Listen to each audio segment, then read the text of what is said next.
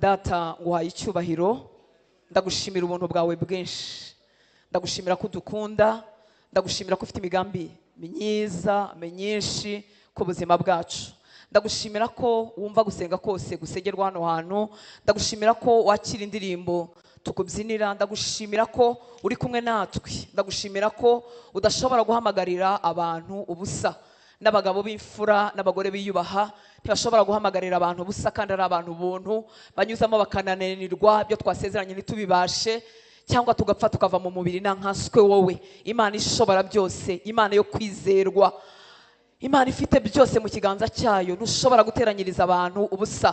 Duha imitima igushaka kurutaho, duha imitima yifuza kwigira imbere, kugira ngo ibyiza byose watugeneye kuri uyu munsi tubitahane hatabuzemo na kimwe. Urakoze kubw'abakozi bawe batandukanye ukoresha hano hantu, urakoze kubw'abana bawe bagufitiye umwanya, bagufitiye inyota, baza bakicara bagategera. Ubaha umugisha, ubagirire neza, bongere bakubone, buri muntu wese akwibonere ku giti cye, akubone muri bya bindi abasha kubwira abandi ngo nibamufashe gusenga, akubone muri bya bindi bitavugika, mwami w'abami, umuntu atabasha kongorera inshuti ye, umuntu atabwira umugabo we cyangwa umugore we kuko bitavugika.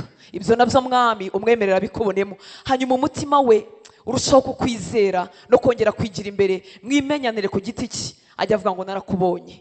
Ucishe kugira neza kwawe kose imbere y'ubuzima bwe, nk'uko wabwiye Mose, waramubwiye ngo ubwanjye nzacisha kugira neza kwanjye kose imbere yawe.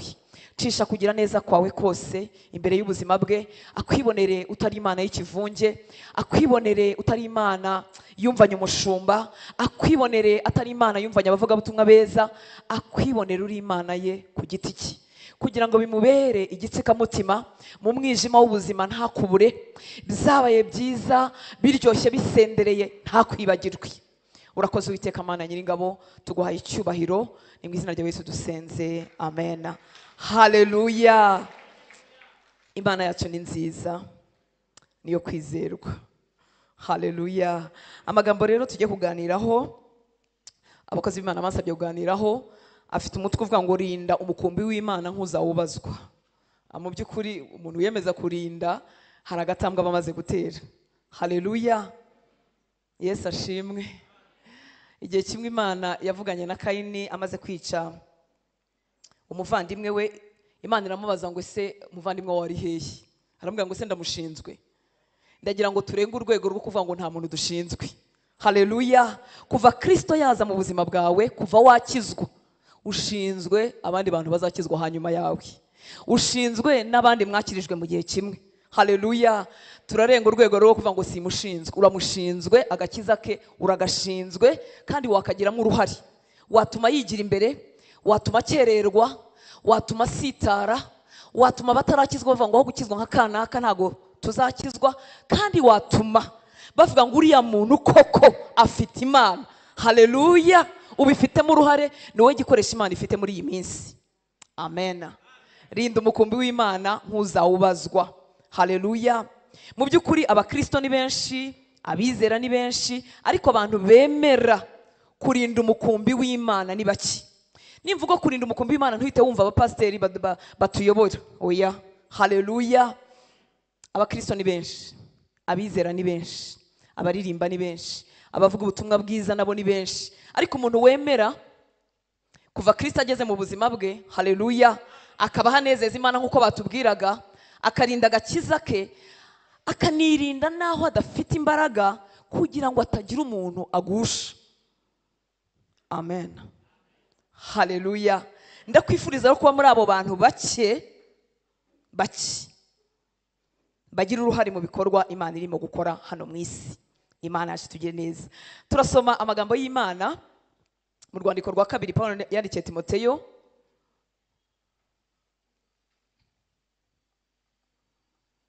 Haleluya. Turasoma umurongo wa mbere n'uwa kabiri, hanyuma tube tucumbitse, turaza kongera kuhagaruka hanyuma hepfo yaho. Reka dusome mu rwandiko rwa kabiri Pawulo yandikiye Timoteyo, igice cya kabiri, umurongo wa mbere kugeza ku wa kabiri. Ngo nuko rero mwana wanjye, ukomerere mu buntu bubonerwa muri Kristo Yesu. Ukomerere mu buntu bubonerwa muri Kristo Yesu. Ntubibemo ujegajega, ntubibemo uhuhwa n'umuyaga, ahubwo ukomerere. Hari n'ubuntu bwo kudushoboza, si imbaraga zawe zidushoboza, ariko aramusaba ati mwana wanjye Timoteyo, ukomerere mu buntu bubonerwa muri Kristo Yesu, kandi ibyo wanyumvanye imbere y'abahamya benshi ubimenyeshe abantu bo kwizerwa bazashobora kubyigisha abandi. Haleluya. Ibyo wanyumvanye imbere y'abahamya benshi ubimenyeshe abantu bo kwizerwa bazashobora kubyigisha abandi.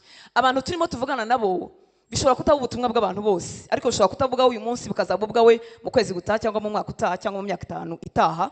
Haleluya. Abantu twifuza kuvugana nabo, abantu basabwa kurinda umukumbi w'Imana, n'aba bantu biyemeza kuba muri iri tsinda ry'abantu bo kwizerwa. Haleluya.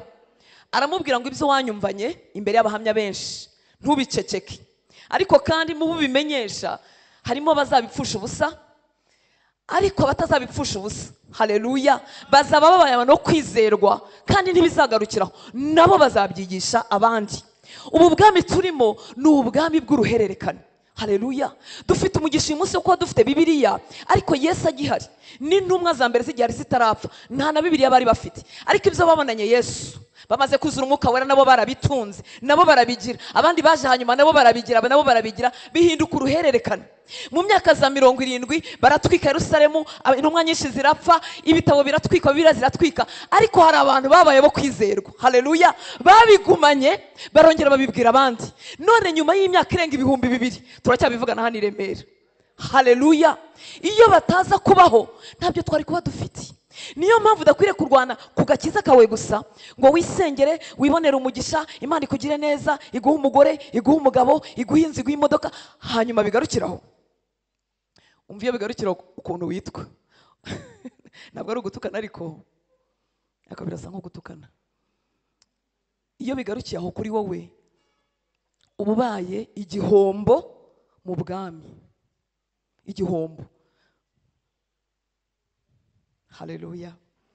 Ubimenyesha abantu bo kwizerwa bazashobora kubyigisha abandi. Ese waba uri muri aba bantu bo kwizerwa bazabivuga? Ntabwo ari ukwigisha gusa, ntabwo ari kubwirizwa gusa, bazabyerekana ibyo bakuye kuri Kristo. Haleluya. Bakabiviva, bikaba ubuzima bwabo, bikaba lifestyle yabo.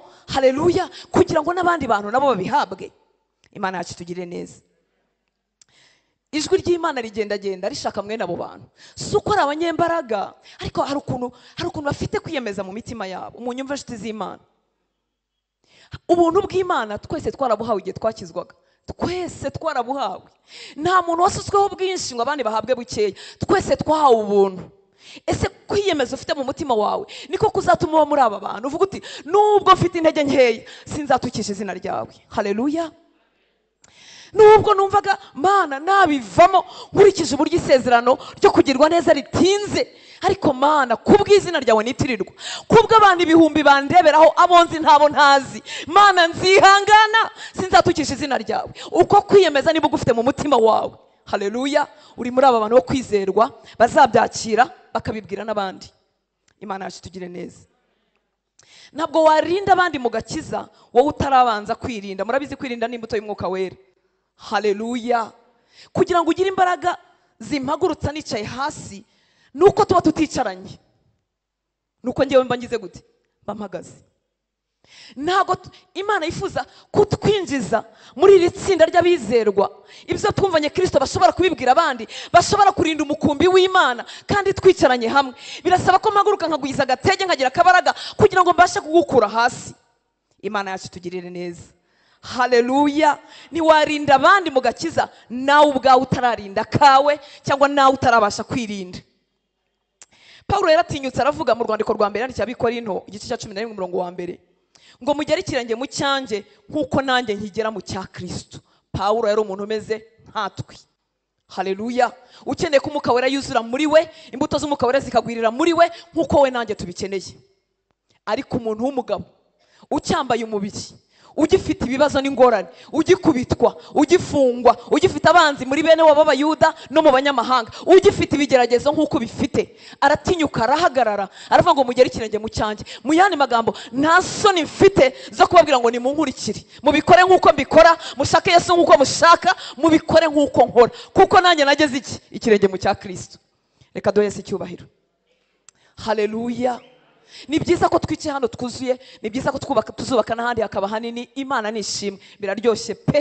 Kandi njyewe iyo ninjiye nkabona mungana gutya numva umutima wanjye uguwe neza, ufite n'ibyiringiro byinshi ku Rwanda ruzakira. Haleluya. Mugere ikirenge mu cyanjye nkuko nanjye nkigera mu cya Kristo. Imana yacu tugire neza. Haleluya.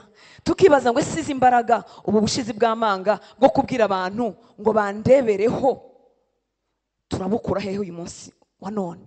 N'ibibazo biri hanze aha, n'uburyo abantu bafite ubwo bakoje bashobora kunanirwa, ubu bushizi bw'amanga natinyuka kubwira abagore bagenzi banjye Yesu Kristo ngo mundebereho. Abagore, haleluya. Ubwo bushizi bw'amanga nabukura he? Mugere ikirenge mu cyanjye uko nubaha umugabo wanjye ariko mumwubaha, uko nkunda Kristo ariko mumukunda, uko mukorera ariko mumukorera. Ubwo bushizi bw'amanga twabukura hehe? Haleluya. Yigeze kubivuga umukozi w'Imana, igipimo nigira kuri Kristo uko kingana niko kizamura ubushizi bw'amanga, niko gikora umurimo muri njyewe ngatinyuka rwose kubwira abantu ngo munyigiyeho. Abagore mukijwe nkanjye twazagera mu ijuru. Haleluya. Ubwo bushizi bw'amanga ntahandi tubukura, ni umwanya tumara twigira ku birenge bya Yesu. Amen. Haleluya. Yesu yaravuze muri Matayo 11:29, ndavuga ibyanditswe byinshi mwihangane turimo turiga. Haleluya ko mukunda ijambo ry'Imana. Mwemere kuba abagaragu banjye, mwemere kuba abagaragu banjye, munyigireho. Mwemere. Umugaragu ubundi nta jambo agira. Umugaragu iyo bamubwiye ngo icara aricara, umugaragu iyo bamubwiye ngo haguruka arahaguruka, umugaragu aruhuka ariko bamuhaye ikiruhuko. Umugaragu nta jambo agira, ameze nk'igikoresho. Murabizi ko ubundi Yesu atakitwita abagaragu. Haleluya. Atwita inshuti kuko ntabyo azi kuri data atigeze atumenyesha. Turi n'abana. Ariko iyo bigeze mu kumwigiraho, twemera gufata akamero k'umugaragu. Haleluya. Umwana wanjye dushobora kunegosiya, nkamubwira ngo wiga iki, akavuga ati mama si icyo nshaka kwiga. Amen. Mwemere kuba abagaragu banjye, munyigireho kuko ndi umugwaneza kandi noroheje mu mutima, namwe muzabona uburuhukiro mu mitima yanyu. Reka nkubaze ku mwuka w'Imana arimo kutubwira, ko arimo kudusaba, avuga ko abizera ari benshi, abakristo ari benshi, ariko abantu biyemeje kurinda agakiza kabo no kurinda kabandi, abantu biyemeje kurinda umukumbi w'Imana kandi atari abashumba gusa ngo basengewe, ahubwo kuko ari abakristo, ko abo bantu bagomba bagenda baba bakeya, kandi aho dukura izo mbaraga ari ukwigira kuri Kristo. Ese uremera kongera kumwigiraho wigiye imbere kuruta aho wari ugereje? Haleluya. Kuko ntiwabasha kurinda agakiza k'abandi utarinze akawe, kandi imbaraga zituma mbasha kurinda kanjye nzikura ku mwanya mara nigira ku birenge bya Yesu. Amen. Umuntu ubuntu nta cyiza yigiramo, niyo mpamvu zitwa n'imbuto z'umwuka wera. Ntabwo ari izawe, nta nubwo ari izanjye, ahubwo umwanya namaze ku birenge bya Yesu niwo hampaye gusa nawe. Haleluya. Umwanya uzamara umwigiraho niho tuzakuyoberwa, tukajya tuvuga ngo avuga nka Yesu, agenda nkawe, akunda nkawe, ababarira nkawe, n'umunyempuhwe nkawe. Imana yacu tugirire neza. Mwemere kuba abagaragu banjye, munyigireho.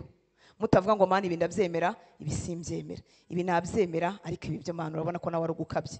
Imana yacu tugirire neza. Nitukomeza kwigira ku birenge bya Yesu, haleluya, tukemera kumwigiraho, tuzagera ahantu Imana ivuga ngo mfite abahungu, mfite abakobwa, rwose baramutse bavuze nk'uko Pawulo yavuze ngo nimugere ikirenge mu cyanjye, Imana ku ntebe yayo ikavuga ngo ndumva ntakorwa n'isoni zo kwitwa Imana ye.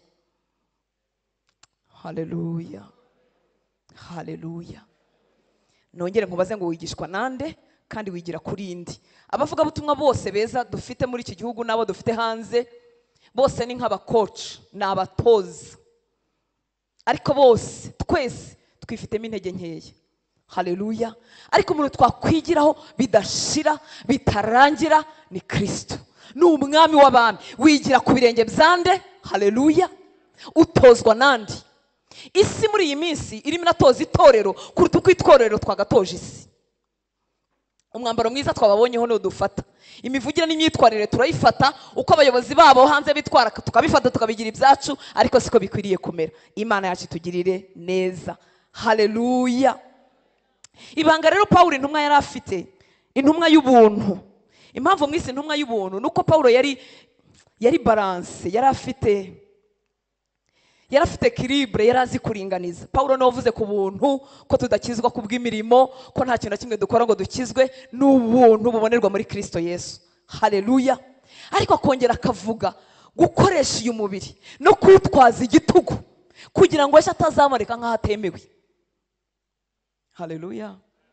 Ndakwifuriza kubigendanisha byombi. Iyo utizeye ko wakijwe kubw'ubuntu ubaho ubihiwe, agakiza kakabiha, umunkanyaro ukaba mwinshi. Amen. Ariko nanone iyo bwabaye ubuntu butagira ikindi bwongeraho, ibizaha ntacyo bikubwira, nabyo bigotomera nk'amazi. Intumwa y'ubuntu rero Pawulo aratubwira ibanga rye rituma ashobora kugera ahantu abwira abantu ngo nimunyigireho, nimugere ikirenge mu cyanjye nk'uko nanjye nakigeze mu cya Kristo. Mu rwandiko rwa mbere yandikiye Abikorinto igice cya 9 umurongo wa 27. Amen. Ijwi ry'Imana riragendagenda ribaza ngo ninde watugendera, ninde waragira umukumbi mutoya urimo kuvuka, ninde wafasha umukristo mutoya wavutse uyu munsi akareba uko abandi bajene bakizwa, akareba uko abandi bakobwa bakizwa, ninde wahagarara nk'umukozi w'Imana akatubera icyitegererezo igihe twashobewe tukamuganaho kugira ngo atugire inama. Ijwi ry'Imana riragendagenda rishaka mwene abo bantu. Haleluya. Pawulo aravuga muri urwandiko rwe rwa mbere rw'Abikorinto 9:21 ngo ahubwo mbabaza umubiri wanjye nkukoza uburetwa, ngo ahari ubwo maze kubwiriza abandi nanjye ubwanjye ntaboneka ko ntemewe. Haleluya. Turimo turavuga kurinda umukumbi w'Imana nk'uzawubazwa. Abemera kurinda kabo gakiza no kuba bahinduka icyitegererezo cy'abandi, no kuba baba muri rya tsinda ry'abizerwa, ibyo bakiriye batazabigumana, bazashobora kubibwira abandi no kubyereka abandi. Abo bantu babikora nk'uko Pawulo arimo abivuga. Mbabaza umubiri wanjye nkukoza uburetwa, ngahari ubwo maze kubwiriza abandi nanjye ubwanjye ntaboneka ko ntemewe. Iyo tuvuga kuboneka ko atemewe ntabwo ari ugutakaza agakiza, oya. Yaragahawe, yaragafite muri Kristo Yesu, yego. Ariko uku kutemerwa si uko yatakaza agakiza, unyumve neza, ariko nyine yaba nyine atemewe. Haleluya. Umukozi w'Imana yatubwiye uko abakuru ba Dawidi baserutse bafite igihagararo, wenda baritoje n'urugamba n'ibindi, baberewe kuba bami, ngo ariko Imana ikagireba mu mutima ikabagaya. Umuntu yaba umukozi w'Imana nka Pawulo akavuga ubutumwa bwiza, amahanga yose agakizwa, ariko akaboneka atemewe mu maso yireba mu mutima. Imana yacu tugire neza. Ragira umukumbi wanjye. Ese wowe ko Kristo yakubonye kandi ko yakubonye aciye mu bantu, nubwo yaba yarakoresheje mareka akagusanga mu nzu, agakiza n'inkomezi dufite n'ijambo ry'Imana twumvise hari abandi bantu twaryigiyeho, kandi kugira ngo turyige turimenye nuko hari ubuzima bwo kwizerwa twababonyeho. Biragoye ko wamunzi nk'umugore w'umusambanyi ngo mpagarare hano amagambo mvuga uyumve, biragoye. Kuko turakayunguruza ko ibyo tuvuga, turakayunguruza kuko tubayeho, nta kundi wabigenza. Iyo wagize ibyago ukamenya amanyanga ku mukozi w'Imana, biragoye kuwumiriza ukihangana ukongera ukamutumira, biragoye kuwumiriza ukumva ibyo avuga, biragoye. Mwebwe ntabwo bibagora? Akoresha umubiri w'uburetwa, awutwaza igitugu, awangira ibyo urarikira, awangira ibyo ukunda, arawusengesha ku ngufu, awuteza kwiyiriza ku ngufu, awutwaza igitugu kugira ngo ejo atazakomeza kubwiriza ariko atemewe mu maso y'Imana, atabaye muri ba bantu bo kwizerwa bazashobora kubibwira abandi. Imana yacu tugire neza. Haleluya. Uku gutwaza umubiri wacu igitugu no kwemera kwigira ku birenge bya Yesu, ni ukwemera ko Kristo adukoramo umurimo mw'imbere kugeza igihe Hortense ashiriramo, hanyuma Yesu akagwira. Haleluya. Ndashaka abantu, ijwi ry'Imana rirashaka abantu bashobora kuba bizerwa, ubu Kristo bakiriye n'abandi bantu bakaboneraho. Yesu ntazamanuka ngo agende mu mihanda y'i Kigali, nta nubwo azohereza abamarayika, afite wowe nanjye. Ibitutsi byose biri ku itorero ry'Imana byazanywe natwe, ibituma abantu baduhinyura byazanywe natwe abana b'Imana. Ariko uzi ko uyu munsi njyewe nawe twakwiyandikisha muri iri tsinda ry'abizerwa bafata ibyo bakiriye bakaziyemeza kubibwira abandi, muri iri tsinda ry'abantu bashobora kuvuga ngo ndagera ikirenge mu cyawe Kristo, ndemera kwigira kuri wowe, ndatinda ku birenge byawe kugeza igihe ngewe kamere wa kera, urutanse wa kera, urutanse w'umunyamirambo, urutanse watinze gukizwa, kugeza igihe nshiriyemo Kristo akagwirira muri ngewe, hanyuma hakaboneka Kristo. Mana yacu tugire neza. Haleluya. Wemere kumwigiraho, wowe ushiremo, aho uvuka hashiremo, umujinya w'iwanyu ushiremo, ibizagukomerekeje bishiremo, ibizakubabaje bishiremo, ibyirato by'ibyo washoboye n'ibyo wagezeho bishiremo, n'ibindi wiyiziho. Haleluya. Arakomeza aravuga uyu mugabo w'Imana mu rwandiko yandikiye Abafilipi igice cya 4:9, ngo ibyo nabigishije. Uru nguru ruracyari urwego rubanza kandi rworoheje, kuko nshobora kukwigisha ikintu nakora. Arongera aravuga ngo ibyo nababwirije, nanone ushobora kubwiriza abantu ibintu udakora, ariko nabyo ni byiza. Ni byiza kubwiriza, apana kubibwiriza utabikora. Arakomeza yigira imbere avuga ngo ibyo mwanyumvanye mushobora kubyumva nacitswe, mushobora kubyumva mpagaze ku gatuti, mushobora kubyumva ndimo mvugana n'umukozi wo mu rugo, mushobora kubyumva ndimo mvugana n'umuzamu. Ni ibintu bitegurwa n'ibindi bidategurwa.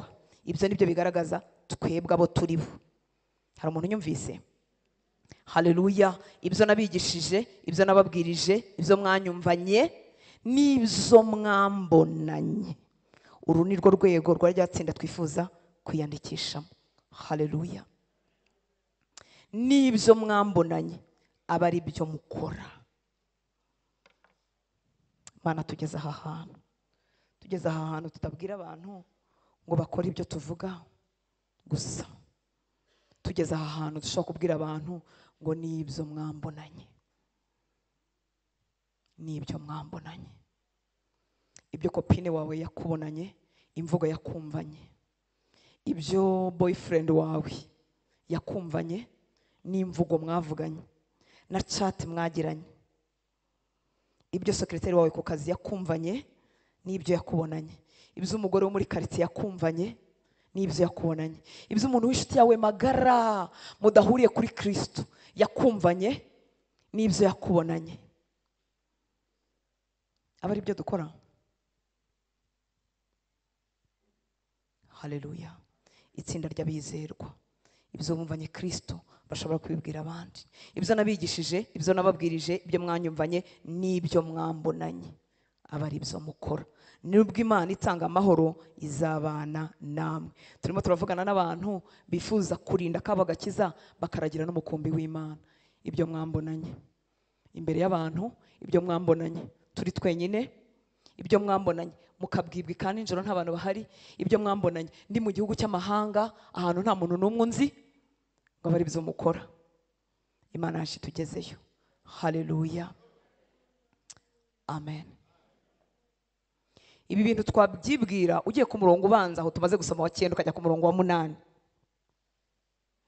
Haravuga ngo ibisigaye bene data, iby'ukuri byose, ibyo kubahwa byose, ibyo gukiranuka byose, ibiboneye byose, iby'igikundiro byose, n'ibishimwa byose, ni haba hariho ingeso nziza kandi hakabaho ishimwe, aba ari byo mwibwira.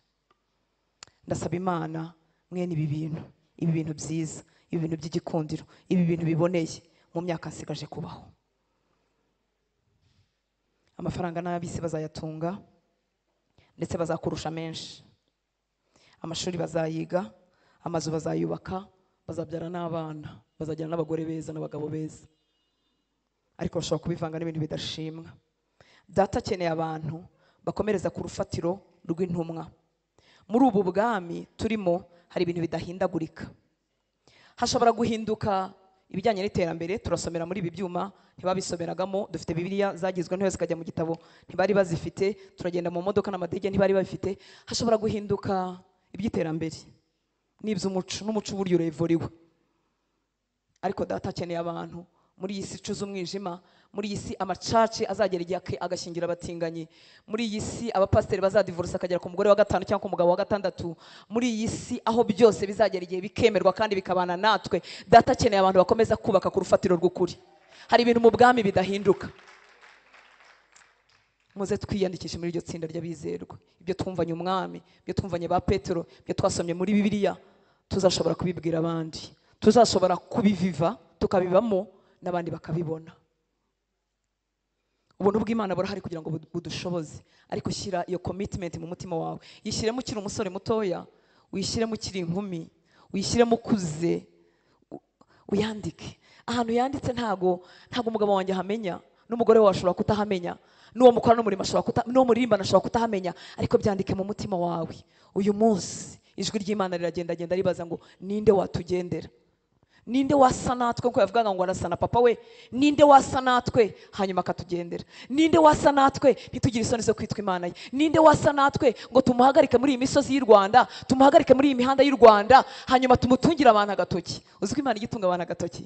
Haleluya. Imana yamamaje Kristo ataraza, iramuvuga mu buhanuzi kera, iravuga ngo mbahaye ikimenyetso ngo umwana azasama inda.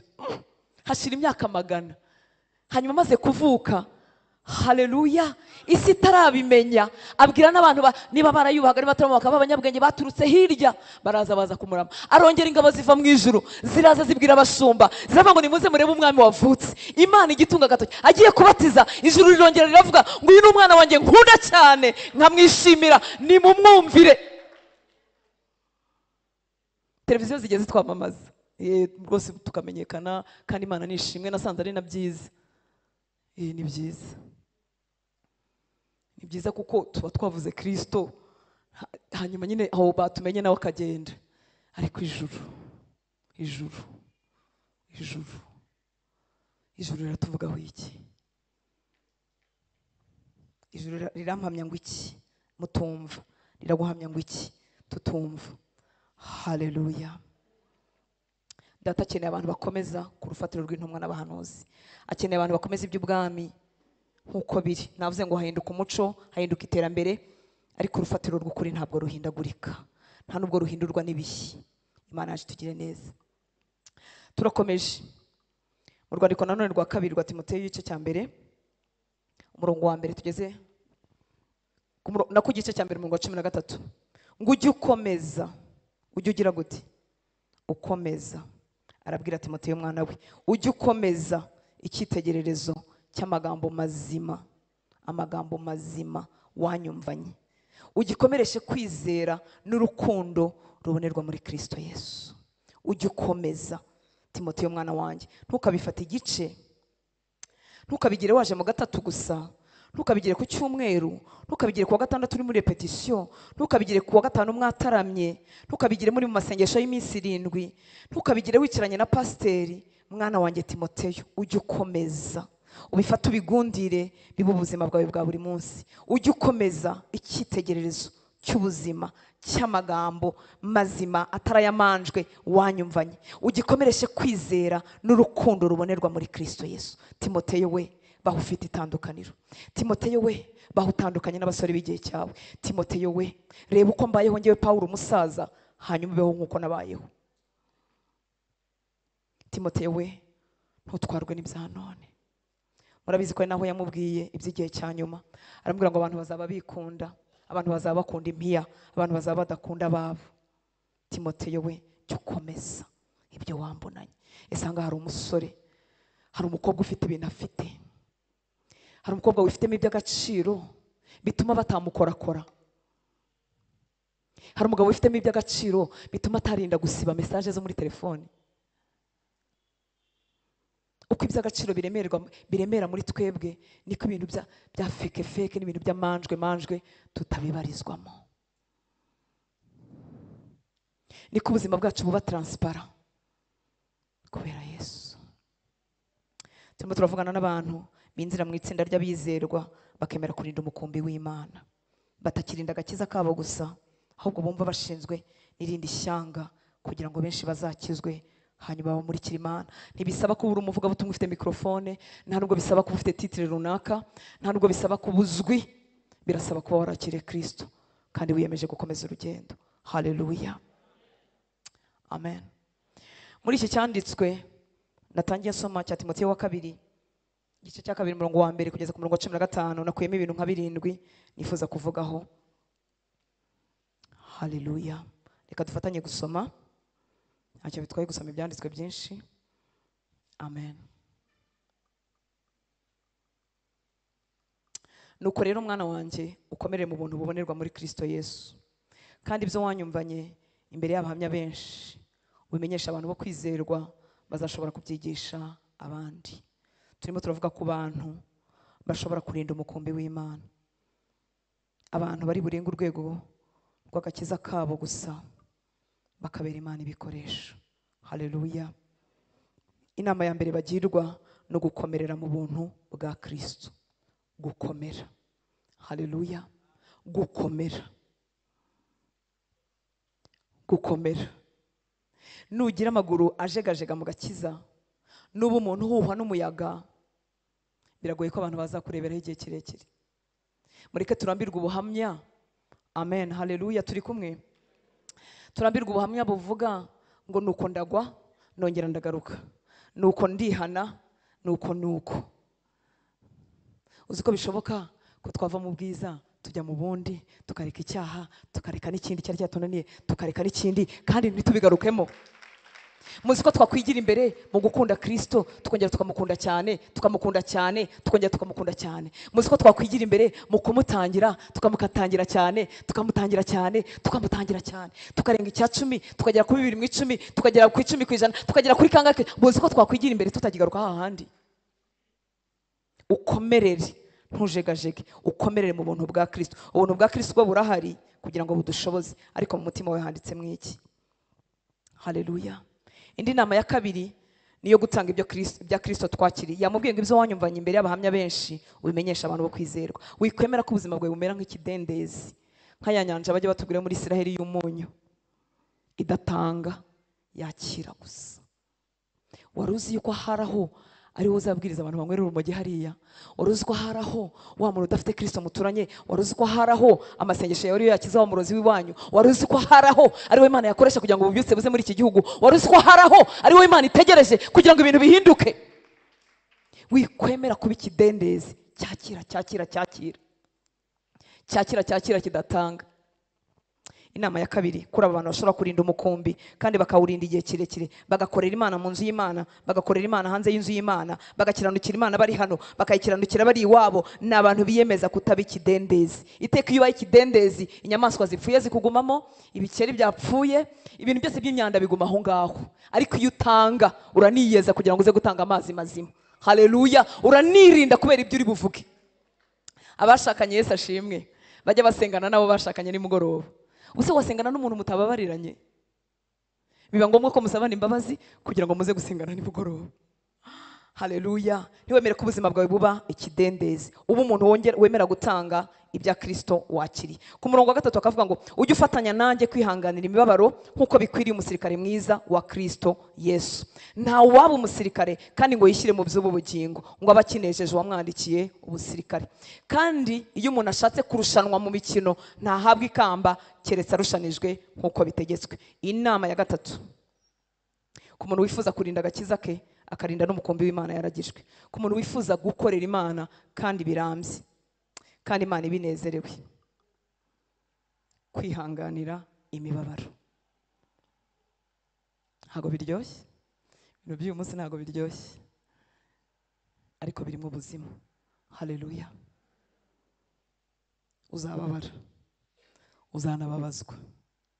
Ntago nje guhanura amakuba, ariko bari muri Kristo Yesu mumazemo iminsi murabizi. Abwira umwana we Timoteyo ngo ujye wihanganira imibabaro. Iyo turimo twihanganira imibabaro, haleluya, tuba turimo gukomezwa n'Imana, amaboko yacu yo mu mwuka akomezwa, kandi abarimo kutureba bavuga ngo reka turebe ese azabivamo, ese azabigumamo. Hari n'igihe baba batarabimenya, ariko hakurya y'imibabaro ubuzima bwawe buzaba ari ubuhamya bw'abandi. Bazavuga ngo yarashomereye arihangana, yagize umugabo mubi arihangana, yagize umugore mubi arihangana, yarashonje arihangana, ntabwo yabivuyemo. Isezerano ryatinze gusohoza, ntabwo yishingiye umusilamu, nta nubwo yabaye umugore wa 3 cyangwa wa 2, yarihanganye. Haleluya. Abarinda agakiza kabo bakarinda n'umukumbi w'Imana bihanganira imibabaro. Amen. Haleluya. Inama ya 4 yamubwiye ngo nta waba umusirikare ngo yishyire mu by'ubugingo, kutishyira mu by'ubu buzima. kutishyira mu by'ubu buzima. Ese ni ukugenda umuntu ahumirije atazi iby'isi aho bigeze? Ese ni ukutamenya amakuru? Ese ni ukutamenya ko Urusiya bwateye Ukraine? Ese ni ukutamenya ko harya ni iyihe yatsinze? Kiyovu yatsinze Rayon Sport? Ese ni ukutamenya ko n'ibindi birimo bitrendinga? Haleluya. Ntukishyire mu by'ubu buzima. Niba ushaka kurinda agakiza kawe, ukaba igikoresha Imana yakoresha kurinda kabandi, mukazarinda murangiza urugendo warabikoze nk'uko wagombaga kubikora. Haleluya. Igitabo cyangwa Bibiliya, ijambo ry'Imana yaravuze kuri uyu murongo ngo nta musirikare wagira ibindi ahugiramo ngo abakinejeje wamwandikiye ubusirikare. Mu yandi magambo ni ukumesa kamwe. Icyo Kinyarwanda kirumvikana, kumesa kamwe. Haleluya. Ndi umukristo, nzahora ndiwe kugeza ku gupfa. Yesu ashimwe cyane. Mu isoko aho hahira bakabimenya, muri quartier bakaba babizi, muri office bakaba babizi, atari uko bumvise indirimbo cyangwa bumvise ucuranga ibicura ushyiramo inyigisho za kanaka. Ubuzima bwawe bukabivuga. Nta waba umusirikare ngo yishyire mu by'ubu bugingo. Mu yandi magambo ntarangazwa n'igihise cyose, afite aho ajya, arahazi kandi akomeje urugendo. Haleluya. Iyo umuntu yishyize mu by'ubu bugingo, ayoberwa ikimukamura, ayoberwa ikimubuza gutunga imbaraga zisenga, ayoberwa ikimubuza gukunda ijambo ry'Imana, ayoberwa ikimubuza gukunda guterana, ayoberwa icyajimije umuhamagaro we, ayoberwa uko byagenze kandi yaratangiye neza, kuko yishyize muri byinshi by'ubu bugingo, biragenda biramukamura. Natwe twamureba nyuma y'iminsi tukibaza ese ko yabwirizaga neza, ese ko yaririmbaga neza, ese ko yasengaga, ese ko yakundaga guterana, ese ko yazindukaga mbere y'abandi. Habaye iki? Yararangaye. Nta waba umusirikare ngo agire ibindi bintu ahugiramo. Muzarebe ubuzima bw'abasirikare basanzwe. Uyu munsi bigenda bijya mu buryo kubera ko nta ntambara, ariko kera mu myaka yakurikiraga jenoside, umusirikare yashoboraga kuba arimo gukorera hehe simbizi, umugore akabyara ntaze kumusura, bakaba bapfusha umuntu ntaze kuko nyine ari umusirikare. Kandi na n'uyu munsi ntibapfa kugenda badasabye ibibari. Turi abasirikare ba Yesu kandi dufite umurimo wo gukora, kandi uwo murimo urihutirwa, kandi abakuzengurutse batarakizwa nabo bakeneye, n'abandi bashizemo imbaraga bakeneye kubona ko kizigwije kugira ngo nabo bazisubiremo. Haleluya. Naritegereje nsanga nta na rimwe umuntu yicarana n'umuntu ufite ibyiringiro byuzuye muri Kristo, umuntu ufite ijambo rigwiriye, umuntu utihebye ngo amuve iruhande ntacyo amukuyeho. Ntibibaho. Niyo wari utangiye gucogora ukicarana n'umuntu wuzuye ibyiringiro, n'umuntu uvuga Imana, n'umuntu ufite ubuhamya ko atabivuyemo, wumva imbaraga zikwinjiramo. Haleluya. Reka duhe Yesu icyubahiro. Haleluya. Inama ya kane kwa rukutishyira mu by'ubu buzima. Nta waba umusirikare wagira ibindi bintu ahugiramo. Uhugiye mu biki? Ese umwanya umara muri Bibiliya urangana n'umwanya ureba filime? Urangana n'umwanya ureba telefoni?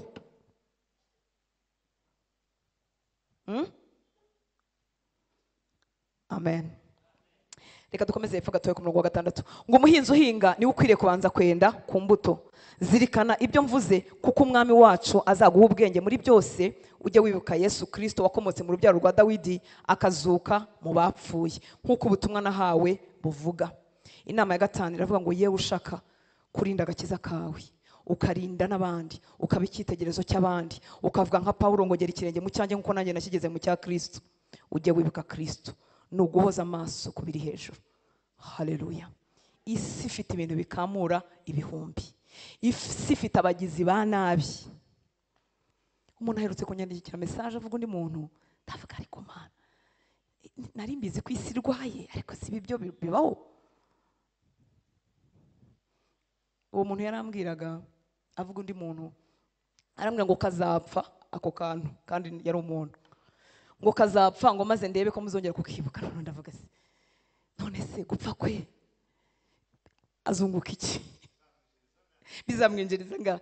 None numva ngize ubwoba, ndavuga umva Mana, nari nzi ko isi irwaye, ariko ntabwo namenya ko isi irwaye kuri iki gipimo. Isi irarwaye. Nudahoza amaso kuri Kristo, uzahura n'abantu babishye bakubihiriza ubuzima bikunaniriye.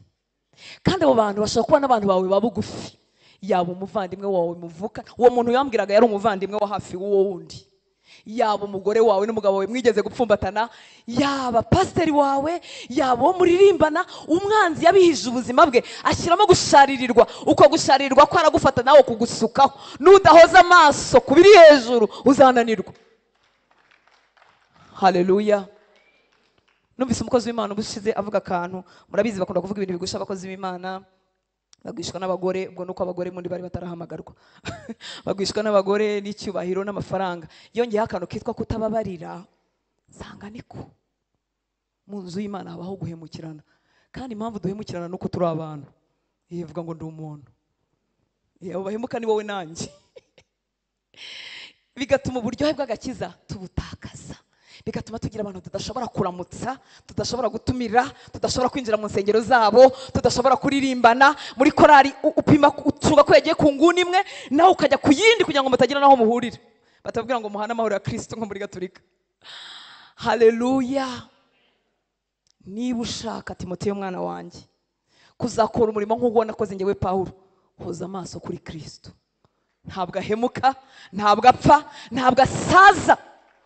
Niyo twaguye aratubyutsa, niyo twahemukiwe aratwomora akadukiza, kugira ngo tutagendana gusharirirwa. Iyo tugendanye gusharirirwa tubisuka ku bandi bantu bose, nguhe ibyo mfite. Imana yatugirira ubuntu. Inama ya gatanu yakubwiraga ngo ujye wibuka Kristo, ujye uhoza amaso ku biri hejuru. Amen.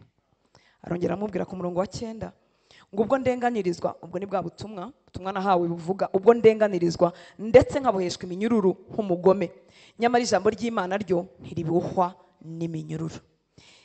Njyewe ndaboshywe, ariko ijambo ry'Imana ntiribohwa n'iminyururu. Inama ya 6 irakubwira kutemera kubohwa, kutemera kw'impano wahawe n'ikiza watijwe na Kristo, icyo hoza ukorera Imana, icyo hoza ukoresha mu bwami bw'Imana, kutemera ko kibohwa kubw'imibabaro wahuye nayo. Pawulo arimo avuga ngo njyewe ndaboshye Timoteyo we, ariko ijambo ry'Imana ntiriboshye, ndacyarivuga, ndacyohereza inzandiko, ndacyakora.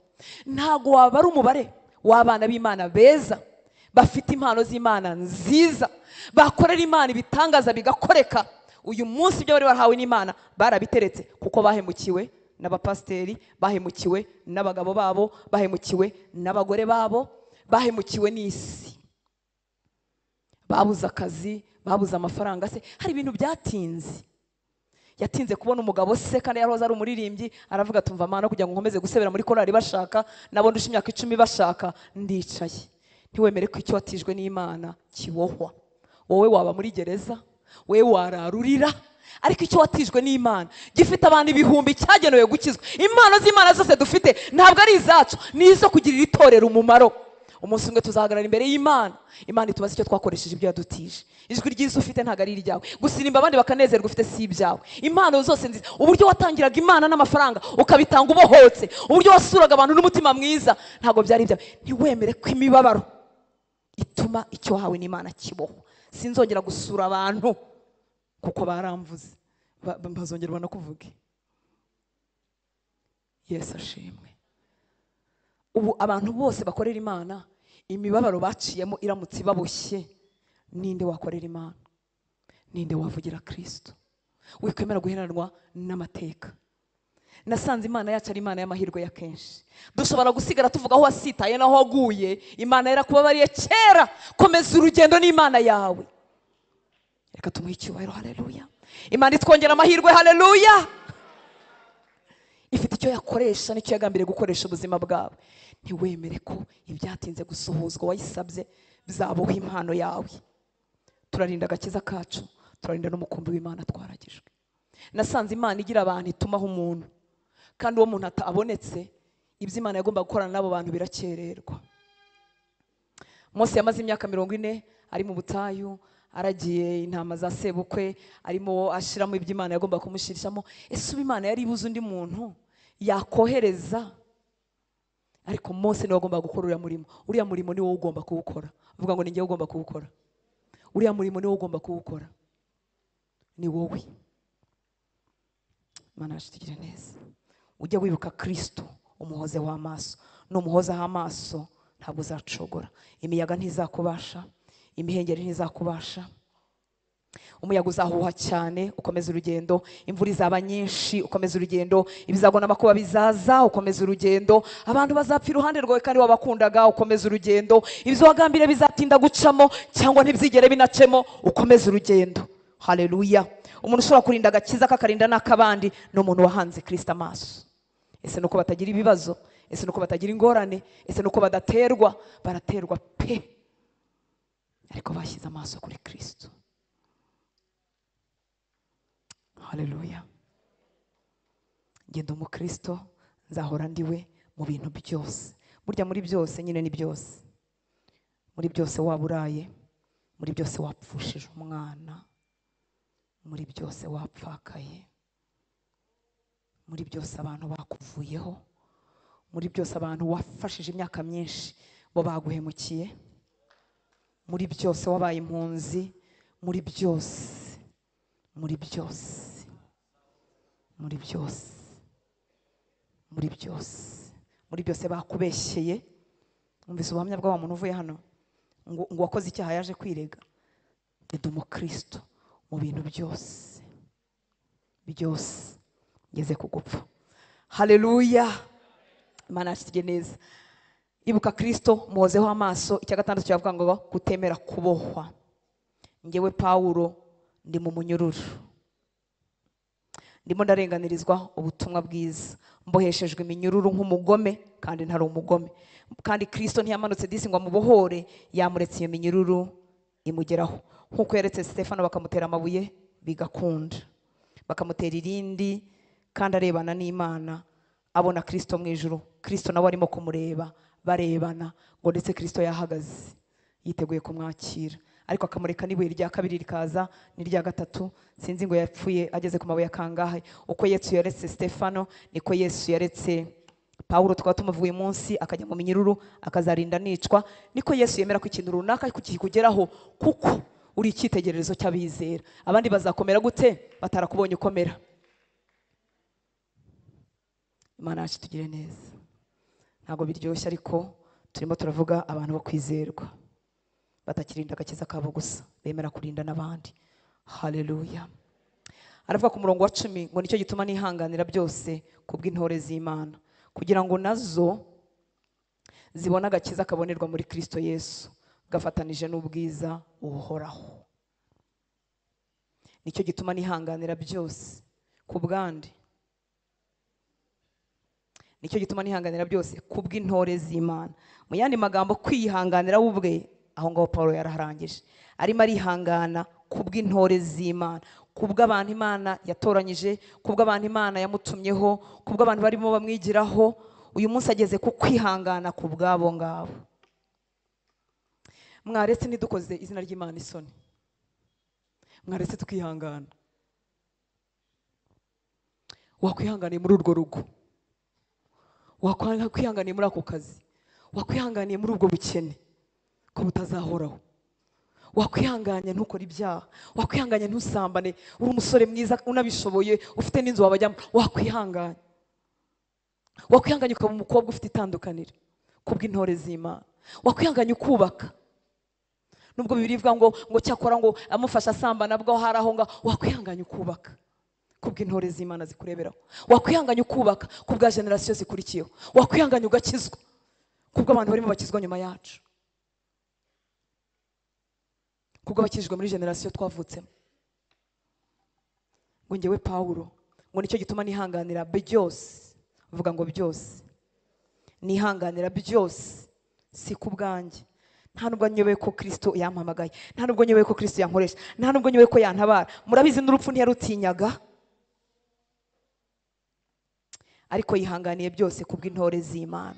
Nihanganiye byose kubw'abazumva amakuru yanjye, yihanganira byose kubw'abazumva amakuru yawe, yihanganira byose kubw'abakureba, yihanganira byose kubw'abo mwiganye, yihanganira byose kubw'abo mwasenganye mu gatatu imyaka yose itambutse, yihanganira byose kubw'abantu bazi kuri umukozi w'Imana, yihanganira byose kubw'abamenye ko wakijijwe biwanyu. Bararinda umukumbi wa, bararinda agakiza kabo, bararinda n'umukumbi w'Imana baragijwe. Nicyo gituma nihanganira byose kubw'intore z'Imana, kugira ngo nazo zibone agakiza kabonerwa muri Kristo. Ese Yesu ntabwo yihagije ngo akize abantu? Akeneye ko Paulo yihangana kugira ngo intore z'Imana zibone agakiza kabonerwa muri Kristo Yesu. Ese Yesu nihagije kugira ngo akize mwene wanyu? Arihagije. Ariko Paulo arimo avuga ngo nicyo gituma nihanganira byose kubw'intore z'Imana, kugira ngo nazo zibone agakiza kabonerwa muri Kristo Yesu. haleluya, gafatanije n'ubwiza buhoraho.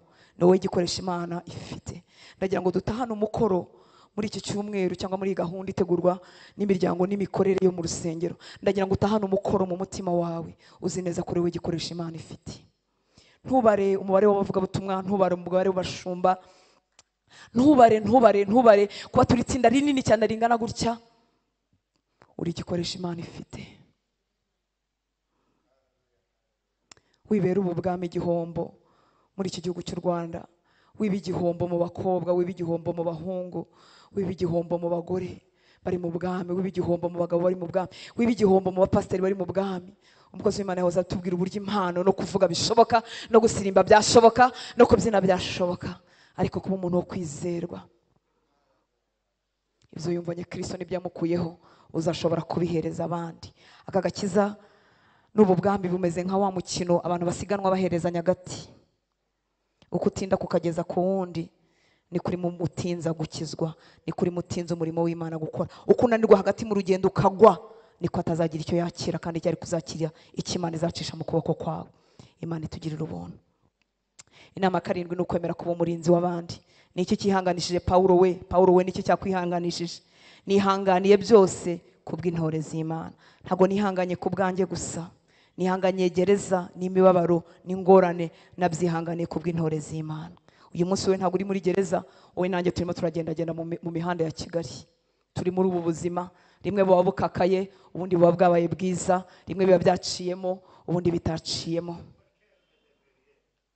Twihanganiye n'ahangaha, twihanganiye muri iki gihugu, abandi bihanganiye mu bihugu by'amahanga aho badukurikira bari. Imana irashaka abantu bo kuba ibyitegererezo. Nasanze Imana itabuza abantu bavuga ubutumwa, ariko irashaka abantu bavuga ubutumwa nabo ariko babayeho. Imana ntibuza abaririmbyi, irashaka abantu baririmba ibyo babayemo. Imana ntibuza abakristo bicara, irashaka abakristo badahinduka ikidendezi. Ibyo wanyumvanye Timoteyo we, uzabibwira abantu bo kwizerwa, batazabiceceka, bazabifata bakabiba byo, bagasana byo, bakabihereza abandi, kugira ngo ubu bwami budatubirwa, kugira ngo bikomeze buruhererekane, kugira ngo tutazavuga inkuru za Kristo mu buryo butari bwo, kugira ngo abana bacu batazagira ngo agakiza no kubivanga, kugira ngo bazakizwa hanyuma batazagira ngo umuntu akora ibyaha akanakizwa, batazagira ngo niko bigenda. Imana itugirira ubuntu. Umurongo wa 15 uravuga ngo ujye ugira umwete wo kwishyira Imana nk'ushimwa, umukozi udakwiriye kugira ipfunwe, ukwiriranye neza n'ijambo ry'ukuri. Ujye ugira umwete wo kwishyira Imana. Iyo twaje gusenga tuba twishyiriye Imana, Imana ngo ikore umurimo muri twebwe. Emerera ubwami bw'Imana bukubone muri aba bahungu n'abakobwa bashobora kurinda umukumbi w'Imana. Reka nangirize kuri iki cyanditswe, Timoteyo wa 2 nanone igice cya 3 umurongo wa 10. Ngo ariko woweho icyampa ijuru uyu munsi rikakuvugaho, icyampa ijuru rikakuvugaho aya magambo nk'ayo Pawulo yavuze kuri Timoteyo. Mbega ukuntu ari umunezero w'Imana, mbega ukuntu ari uburyohe mu ijuru. Ngo ariko woweho, ariko wowe ufite itandukaniro mwana wanjye, ariko woweho wakurikije neza inyigisho zanjye n'ingeso zanjye n'imigambi no kwizera no kwiyumanganya n'urukundo no kwihangana. Ariko wowe mwana wanjye, reka ijuru rikuvugaho aya magambo muri uyu mwaka. Ariko wowe mukobwa wanjye, ariko wowe muhungu wanjye, ariko wowe mukozi wanjye, ariko woweho wakurikije neza bidacagase, neza wakurikije neza inyigisho zanjye n'ingeso zanjye n'imigambi. Imigambi ubundi ntigaragara, ariko n'ibintu bitwuzuye, nibyo tugambirira dushyize amaso kuri Kristo no kubye. Igihe kimwe Yesu yabwiye abigishwa be bagarutse kuri rya riba, bibaze se yabonye ibyo kurya, aravuga ngo ibyo kurya bizanjye no gukora umurimo wantumye no kurangiza, ntago ari kubiciramo hagati, gukora umurimo wantumye no kurangiza ibyo yaduhamagariye. Ariko wowe wakurikije neza inyigisho zanjye n'ingeso zanjye n'imigambi no kwizera no kwiyumanganya. Iyo umuntu yiyumanganya aba afite nk'ikintu kirimo kumurya, kirimo nko kuja umujomba, nk'ubushobora kuba afite nk'umusumari mu rukweto, ariko kuba mpagaze imbere yanyu nkiyumanganya. Ni ukuvuga ngo ni umubabaro ariko atemera kugera ku gakiza ke, ni umubabaro ariko atemera ko wica umuhamagaro, ni umuhamagaro nako ni umubabaro ariko atemera ko utuma izina rya Kristo ritukwa. Ese abakristo biyumanganya baracyariho mu miji, baracyariho muri iyi myaka, cyangwa ntibikigezweho? Birasa nk'ibitagezweho, birasa nk'ibintu byo mu cyaro iyo ngiyo, birasa nk'ibintu by'abantu batizi, birasa nk'ibintu by'abantu batambara neza. Wakurikije neza inyigisho zanjye, wakurikije ingeso zanjye n'imigambi yanjye, no kwizera no kwiyumanganya n'urukundo no kwihangana. Kandi abantu babi nabiyita uko batari bazarushaho kuba babi, bayobya bakayobwa. Timoteyo mwana wanjye, ibintu bibi bizabaho n'abantu babi bazabaho, ariko komeza icyo ufite, kurikiza neza inyigisho zanjye, ingeso zanjye, imigambi yanjye, kwizera wambonanye. Wabonye ko ntigeze ndeka kwizera Kristo, nakubitwa, bamvugaho gupfa, bashyira mu nzu, bamanura mu gitebo, nakwihisha abayuda, bankubita bagasiga meze nk'uwenda gupfa, nakomeje kwizera umwami wanjye, nakomeje kwiyumanganya, ntabwo naretse kuvuga ubutumwa bwiza. Nabubwiye abashaka kubyumva, nabubwiye abadashaka kubyumva. Ngeze no muri gereza ndi kumwe na Sira, twararirimbye, izindi mbohe ziratumva. Ntabwo twivumbuye ku mwami ngo tumubwire ngo nibiduhembye ari wowe twakoreraga. Twararirimbye, gereza irafunguka, twakomeje kwiyumanganya, tugumana kwizera. Biracyagezweho, haracyarabera bameze gutyo. Nubwo isi isirya, nubwo ibihendo by'amafaranga bibaye byinshi, nubwo ibihendo by'ubutunzi n'icyubahiro bibaye byinshi, umwami Imana aracyafite abahungu n'abakobwa. Ndakwifuriza kuba muri abo ngabo, abantu ijuru ryakwirata, abantu biyandikisha mu itsinda ryo kwizerwa, ry'abizerwa, ibyo bumvanye umwami, ibyo basomye Pawulo yavuze, ibyo babonanye Petero, ibyo bumvise kuri Kristo, ibyo bumvise ku batubanjije mu kwizera, abagore n'abagabo bagenze neza urugendo bakarinda barurangiza. Ibyo twabumvanye tuzabibwira abandi, tuzabibamo. Nibisaba gushinyiriza tuzashinyiriza, nibisaba kwihangana tuzihangana.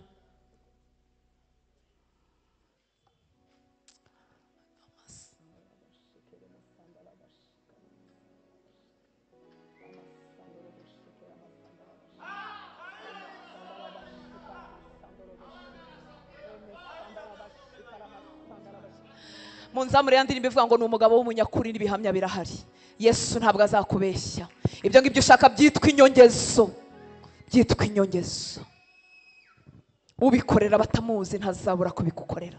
Ntabwo abuza abagore n'abagabo, atanga urubyaro, atanga amazu, atanga aho kuba, ariko byitwa inyongezo kuko n'abisi barabifite. Ni umugabo w'umunyakuri ntazabya, arashaka abantu bashobora kumwigiraho, bagahinduka, bagahindurwa, bagasa nawe, bagahinduka icyitegererezo cy'abizera.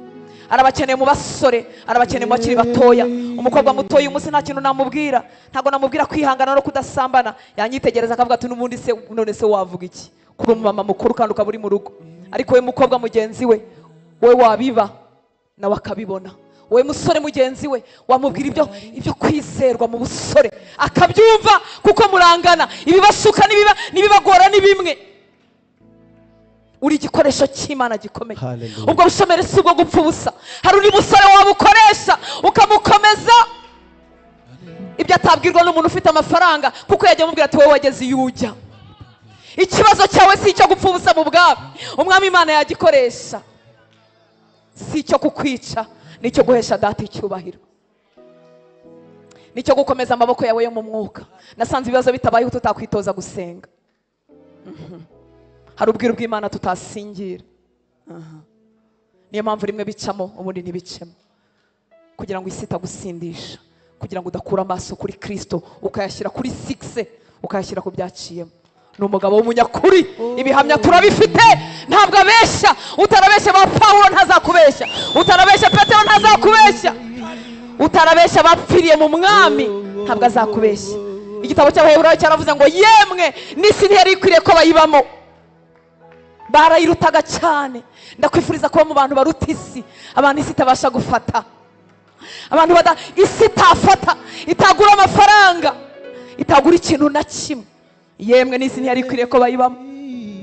babakereresheje inkero ntibakwihana umwami, abandi babajugunya mu nzobo z'intare ntibakwihana umwami, abandi barashya ntibakwihakana umwami. uyu munsi twebwe tuvuga ngo bamwe barakena ntibakwihakana umwami, abandi abagabo barabakubita ntibakwihakana umwami, abandi abagore babaca inyuma ntibakwihakana umwami, abandi barasonza ntibakwihakana umwami, abandi babarenganya bari mu kazi.